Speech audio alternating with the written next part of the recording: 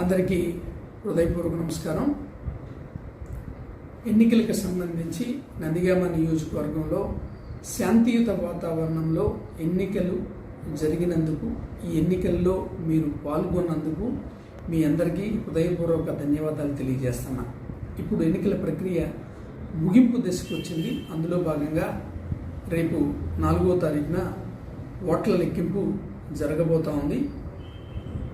ప్రస్తుతం మన నియోజకవర్గంలో ఎన్నికల నియమావళి, పోలీస్ చట్టం, అదేవిధంగా 144వ సెక్షన్ కూడా అమల్లో ఉన్నందున మీరందరూ పోలీసు వారికి సహకరించాల్సిందిగా, చివరంగా అంకమైనటువంటి ఎన్నికల లెక్కింపు, ఎన్నికల ఫలితాలని తెలిసిన తర్వాత ఏ విధంగా అయితే మనం ఎన్నికలని విజయవంతంగా జరుపుకున్నామో అదేవిధంగా మొత్తం ఈ ప్రక్రియని శాంతియుతంగా విజయవంతంగా ముగించాల్సిందిగా మీ అందరికీ విజ్ఞప్తి చేస్తున్నాను. Thank you.